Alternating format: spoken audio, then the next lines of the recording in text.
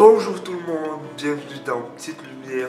Aujourd'hui nous allons parler de ce que tout le monde devrait désirer. Nous allons parler de la sagesse.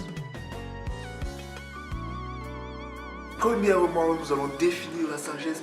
Nous allons dire ce qu'elle est, où la trouver, pourquoi la sagesse. Car nous resterons dans un cadre purement chrétien. Je vous invite à rester dans un cadre purement biblique et à ne pas vous égarer en cherchant trop, en voulant trop pousser. Déjà, nous n'avons pas trouvé une vraie définition de la sagesse.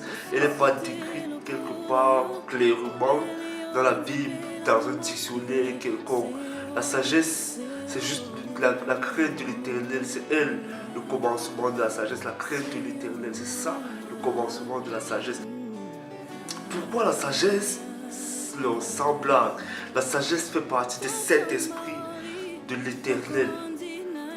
Donc je ne vais pas mentionner tout, je ne vais pas tous les mentionner maintenant, parce que ce serait bien aussi que tout le monde jette un œil, tout le monde fasse des recherches, tout le monde cherche la face de l'éternel. Et aussi, c'est pas elle qui l'a fondé les cieux et la terre. Les cieux et la terre sur laquelle vous vivez, c'est pas elle qui les a fondés. Mon ami, quand tu regardes le ciel et la terre, tu regardes les arbres, tu regardes les plantes, tu regardes tout cela, tu te demandes pas waouh, c'est pas elle, pas la sagesse qui l'a faite. Et moi aussi je peux la posséder quand elle la donne librement. Qui veut? Comment? Ce sont des questions que tout le monde devrait se poser. Tout le monde devrait avoir soif d'elle. Tout le monde devrait avoir soif d'elle. Il y a mille et une raisons.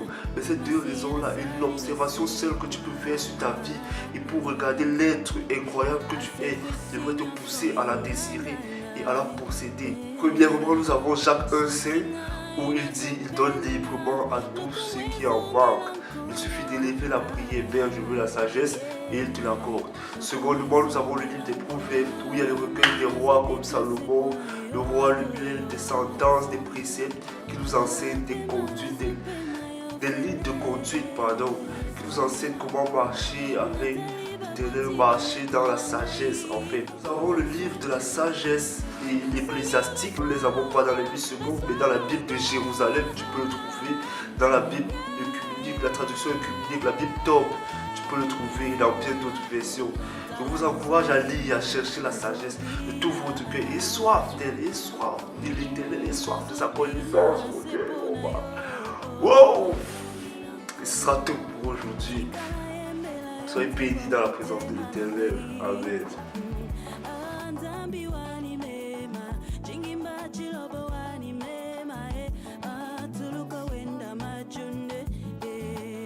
Tuluka wenda majunde, tuluka wenda majunde.